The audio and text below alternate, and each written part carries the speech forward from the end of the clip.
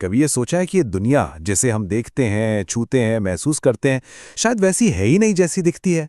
तो आज हम एक बहुत ही दिलचस्प और शायद थोड़ा चौंकाने वाले विचार पर बात करने वाले हैं। क्या हो अगर हमारी हकीकत, जिसे हम एकदम ठोस मानते हैं, असल में हमारे ही दिमाग का बनाया एक बहुत बड़ा भ्रम हो? तो इस सफर में हम क्या-क्या देखने वाले हैं? सबसे पहले तो हम यही जानेंगे कि हमारा दिमाग आखिर ये भ्रम रचता कैसे है। फिर हम एक-एक करके 3 बड़े भ्रमों की परतें खोलेंगे। विभाजन का भ्रम, ज्ञान का भ्रम और आकार का भ्रम। और आखिर में हम ये समझने की कोशिश करेंगे कि इन भ्रमों के पार देखने से हमारी दुनिया और हमारा नजरिया कैसे बदल सकता है। तो चलिए शुरू करते हैं और सबसे पहले ये समझते हैं कि आखिर ये भ्रम पैदा होता कैसे है। मतलब हमारे मन के अंदर की ये दुनिया ये बनती कैसे है।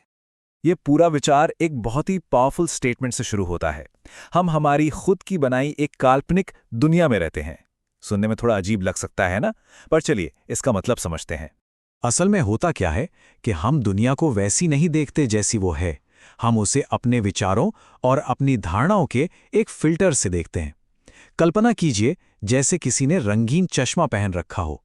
अगर कोई सालों तक पीला चश्मा पहने रहे तो एक दिन वो ये भूल ही जाएगा कि उसने चश्मा पहना हुआ है और उसे लगेगा कि ये दुनिया ही पीली है।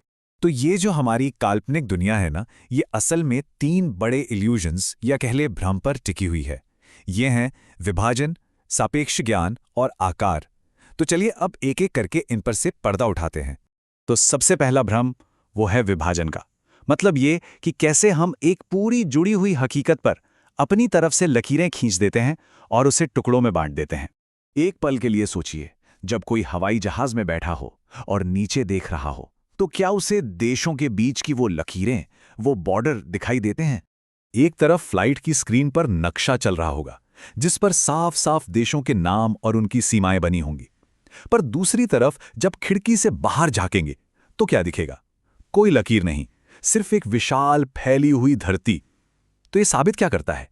यही कि ये बंटवारा, ये विभाजन असल में जमीन पर नहीं, हमारे दिमाग में है। और ये बात सिर्फ देशों तक ही सीमित नहीं है, यही चीज द्वीपों और महाद्वीपों पर भी लागू होती है। वे हमें अलग अलग दिखते हैं, है ना? लेकिन समुद्र के नीचे वो सब एक ही जमीन का हिस्सा है। ये कुछ ऐसा ही है जैसे कोई अपने दोनों हाथ पानी से बाहर निकाले। हाथ तो अलग अलग दिखेंगे, लेकिन असल में वो एक ही शरीर से जुड़े हैं। और ये विभाजन सिर्फ जमीन का ही नहीं है। सोचिए समुद्र के बारे में, है तो वो एक ही विशाल पानी का पिंड, पर हमने उसे अलग अलग महासागरों के नाम दे दिए हैं। और समय के बारे में सोचिए, दिन, घंटे, सेकंड, ये सब क्या है? ये तो बस हमने बनाए हैं समय के अंतहीन बहाव को नापने के लिए, ताकि इस बड़े से ब्रह्मांड में थोड़ा कंट्रोल महसूस हो सके। चलिए अब आते हैं हमारे दूसरे भ्रम पर, और ये है सापेक्ष ज्ञान। बड़ा दिलचस्प है ये। सवाल ये है कि क्या हम वाकई किसी भी चीज को एब्सोल्यूटली, मतलब पूरी तरह से जान सकते हैं? तो जब हम कहते हैं कि हम कुछ जानते हैं, तो इसका असली मतलब क्या होता है? इसका मतलब सिर्फ इतना है कि हम एक नए एक्सपीरियंस की तुलना अपने दिमाग में रखी किसी पुरानी याद से कर रहे हैं, बस। ये प्रोसेस बड़ा सिंपल है। देखिए, हमें कोई नया अनुभव होता है, हम फौरन अपने दिमाग में उसकी तुलना किसी पुरानी याद से करते हैं। अगर वो मैच हो जाता है तो हम कहते हैं हाँ, ये तो पता है, और अगर नहीं होता तो ये नहीं पता। इसका मतलब क्या हुआ? हमारा सारा का सारा ज्ञान कंपैरिजन पर, यानी तुलना पर टिका है। और अगर सारा ज्ञान तुलना पर है, तो इसका सीधा सा मतलब है कि हमारा सारा ज्ञान रिलेटिव है, सापेक्ष है। हम बस ये कह सकते हैं कि एक पत्थर पंख से भारी है या कॉफी बर्फ से गर्म है, पर हम ये कभी नहीं जान सकते कि वो पत्थर अपने आप में कितना भारी है या वो कॉफी अपने आप में कितनी गर्म है, बिना किसी दूसरी चीज से कंपेयर किए। और यही है एब्सोल्यूट नॉलेज, जो हमें कभी नहीं मिल सकता। एक लाइन है जो इस बात को बहुत ही खूबसूरती से समझाती है। त्वचा कभी अपना खुद का तापमान नहीं जान सकती है। हमारी स्किन हमेशा किसी दूसरी चीज के तापमान को अपने तापमान से कंपेयर करके ही महसूस करती है, ठंडा या गर्म। इसीलिए ये जो एब्सोल्यूट नॉलेज का आइडिया है, ये एक भ्रम है।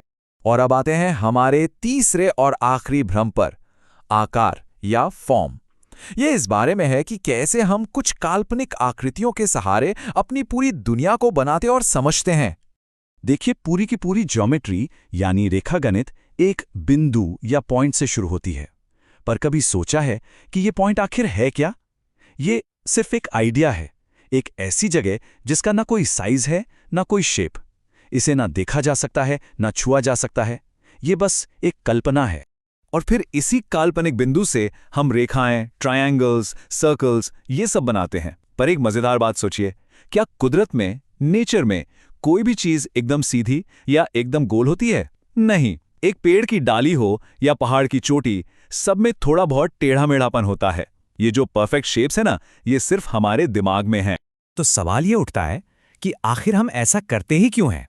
हम ऐसा इसलिए करते हैं क्योंकि ये जो विशाल बेतरतीब दुनिया है, इसमें हम थोड़ी सी व्यवस्था, थोड़ा ऑर्डर चाहते हैं। सीधी सड़कें बनाना, चौकोर इमारतें खड़ी करना, ये सब हमें कंट्रोल का एहसास देता है। ये इस फॉर्मलेस यूनिवर्स को एक ढांचा देने की हमारी कोशिश है, एक ऐसा ढांचा जिसे हम समझ सकें और जिसमें हम थोड़ा महफूज महसूस करें। तो हमने इन 3 बड़े भ्रमों को देख लिया, विभाजन, सापेक्ष ज्ञान और आकार। पर इन सब का मतलब क्या है? अब असली सवाल पर आते हैं। इन भ्रमों के पार देखना आखिर होता क्या है? तो जैसा कि यहां साफ दिख रहा है, हमने एक तरफ अपनी बनाई हुई दुनिया रखी है और दूसरी तरफ असली हकीकत, और दोनों में एक खाई है। जहां हकीकत अनडिवाइडेड है, हमने वहां डिवीजन बना दिए। जहां हकीकत एब्सोल्यूट है, हमारा ज्ञान रिलेटिव है। और जहां हकीकत फॉर्मलेस है, हमने वहां फॉर्म बना दिए। तो इसका ये मतलब बिल्कुल नहीं है कि हमारे बनाए ये टूल्स, ये विभाजन, ये ज्ञान, ये आकार बेकार हैं। नहीं, ये बहुत काम के हैं। लेकिन हमें ये याद रखना होगा कि ये सिर्फ टूल्स हैं, औजार हैं। ये दुनिया का नक्शा है, असली दुनिया नहीं। और सबसे बड़ी गलती यही होती है जब हम नक्शे को ही असली जमीन समझने लगते हैं। और आखिर में एक बहुत ही गहरा विचार जिस पर सोचने की जरूरत है। देखने वाले का खुद को देख पाना एक काल्पनिक विचार है। मतलब जो देख रहा है वो खुद को नहीं देख सकता। ठीक वैसे ही जैसे हमारी आंख सब कुछ देखती है पर खुद को नहीं देख सकती।